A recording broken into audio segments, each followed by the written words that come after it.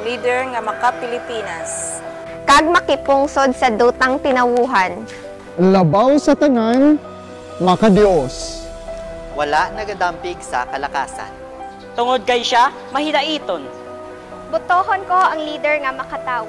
Kag may respeto sa kabuhi kag pamilya. Siya matarong, kag patas, makighiupod. Maukod magbulig sa pagpabutwa sang tanan.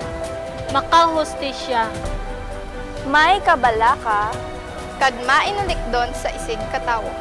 Butohon ko ang lider nga nagaupod sa tanan. Kag wala nagapangbiya. Sarang makapatigayon sang kaayuhan sang tanan. Makalayi. Makakamataoran. Kag may matinaw nga pananawan sa bag-o nga buwas damnam. Butuhon ko isa ka tawo nga makakahilwayan. Isa ka leader nga makadunang manggad. Isa ka Pilipino nga may kabilingdan. Kag may matarong nga pagpangabuhi.